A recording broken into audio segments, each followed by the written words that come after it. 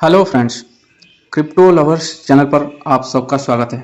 आज के वीडियो में बात करेंगे वाजिरिक्स का न्यूज़ जो है 13 तारीख का, जो 13 मई को कोर्ट में सुनवाई होनी थी उसका क्या हुआ और 14 तारीख में क्या हुआ, दोनों चीज़ को डिस्कशन करेंगे।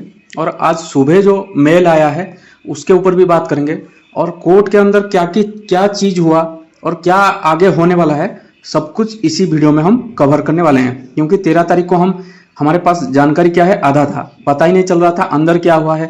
और आज सुबह जो न्यूज़ आया, जो इनका मेल के जरिए आया, मेल में थोड़ा सा न्यूज़ आया, इसके माध्यम से हमको पता ही नहीं चल पा रहा है क्या होना है। ये पूरा अभी इसके ऊपर डिस्कशन करेंगे। 13 मई को क्या हुआ, इनके जो कोर्ट में डिस्कशन हुआ क्या है आपको पता है। कोर्ट में जैसे शुरू होता है सुनवाई, उसमें बहुत सारा एविडेंस की जरूरत पड़ता है। तो ऐसे ही 13 मई को जैसे हुआ, इनका डिस्कशन हुआ, तो वहां उनको एविडेंस की जरूरत पड़ा। जैसे एविडेंस क्या क्या चाहिए उसके ऊपर भी अभी बात करेंगे और एक केस से क्या हुआ सब कुछ अभी क्लियर करेंगे। देखो 13 मई को जो हुआ, पहले कोर्ट इनको सवाल किया वाजिरिक्स वाले को कि एक्चुअल में ये जो वाजिरिक्स एक्सचेंज है ये कहाँ का है, इंडिया का है सिंगापुर का है। अगर आप इंडिया का एक्सचेंज हो तो आप इंडिया में केस लड़ सकते हो, इधर सिंगापुर में किस लिए आए। तो वहां उनका बोले इनका जो एक्सचेंज है वो क्या है, इंडिया में रन करता है, लेकिन इसका जो ओनर है वो यहां से सिंगापुर से सब कुछ हैंडल होता है। तो सिंगापुर से हैंडल होता है, तो ये जो भी इनकी कार्रवाई होता है ये सिंगापुर से होता है। तो हमारा इसीलिए वहां पे क्या हुआ है कि सिंगापुर में इसका केस किया हुआ है। तो इनका जो मेन ओनर है इसका जटाई लैब है और एक है जन्मई, ये दो चीज है। तो वहां कोर्ट के अंदर ये चीज डिस्कशन के अंदर, तो ये उनको पता नहीं चल पाया कि इसका ओनर कौन है।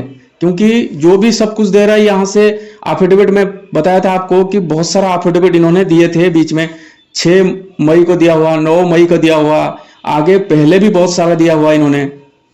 तो उसमें क्या हो रहा था, निश्चल शेट्टी उसमें जो भी इनको एविडेंस चाहिए था कोर्ट से इनको लाके और उसमें साइन करके देते कि मैं जो बोल रहा हूं इस कागज के अनुसार वो सही है, तो साइन करके ये देते थे। जैसे हम बोलते हैं ना सेल्फ अटेस्टेड, तो वैसे करके देते थे। तो ये जितने भी कागज गया है उसमें ये कंफर्म नहीं हो रहा है कि ये जो जटाई का मेन इनका जटाई का है या जन्मई का है।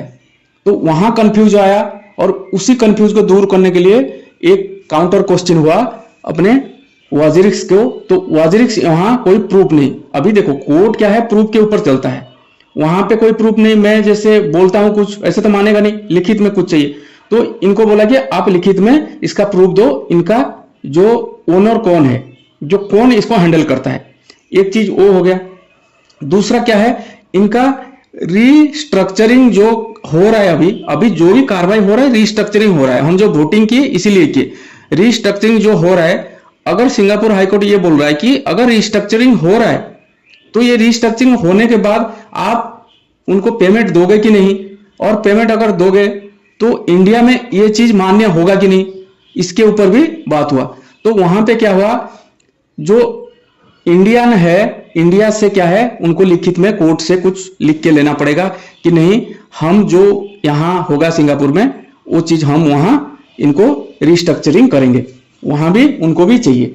ये 2-3 चीज ऐसे हुआ जो कि उनके पास कोई प्रूफ नहीं था लिख के देने के लिए।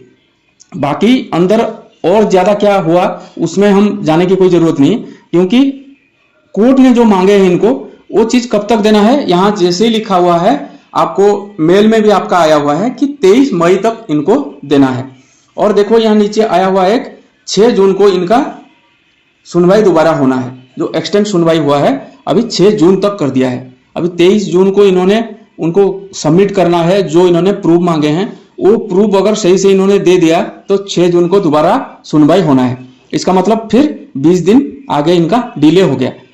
और 2 चीज यहां पे है, अगर यहां पे कोर्ट में केस हार जाता है तो यह कहां होगा, लिक्विडेशन हो जाएगा। जैसे हम पहले वोटिंग से पहले बोलते थे कि अगर लिक्विडेशन हो गया, वहां उनको भी बोला गया था कि लिक्विडेशन जैसे हो जाएगा तो वहां क्या है 2030 तक चला जाएगा। तो ऐसा कुछ नहीं है 2030 तक चला जाएगा, लिक्विडेशन हो जाएगा।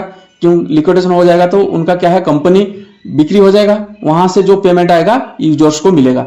टाइम डिले हो सकता है, 1 साल 1.5 साल 2 साल हो सकता है, लेकिन क्या है पेमेंट मिलेगा ही मिलेगा। लेकिन अगर रीस्ट्रक्चरिंग होता है, यहां कंपनी का फायदा है, कंपनी की ये फायदा है कि इनका जो वाजिरिक्स एक्सचेंज है वो चलेगा, उसमें ट्रेड होगा और जो भी है कार्रवाई उसमें होगा, तो कंपनी को वहां से प्रॉफिट हो सकता है। क्योंकि यहां जो 6-8 महीने में इन्होंने कमाई नहीं किया है, ये सोच रहे हैं कि अभी रीस्ट्रक्चरिंग करके यहां से कुछ कमाई हो जाए। तो ये पूरा डिटेल से इसमें, अगर इसके अंदर आपको कुछ भी डाउट लगता है तो आप कमेंट में पूछ सकते हो कि और क्या हो सकता है। और पेमेंट का मैं बता दिया कब आना है। अगर पेमेंट यहाँ पे 6 तारीख को दोबारा जो इनका केस का सुनवाई होता है, तो इसके 10-15 दिन मान के चलो कि जून लास्ट तक पेमेंट मिल जाएगा। अगर यहां से भी और कुछ एक्सटेंशन होता है, फिर ये जून के अलावा जुलाई में चला जाएगा। फिर ये चीज दोनों हो गया। अगर रिस्ट्रक्चरिंग का बात कर लिया मैंने, अभी इसके बाद जो मैं बताया था, अभी इनका जो बिक्री हो जाएगा पूरा वाजिरिक्स का, जो अपना कंपनी बिक्री हो जाएगा, लिक्विडेशन हो जाएगा, तो उसमें आपको मान के चलो कि 1 से 2 साल पेमेंट का लग सकता है।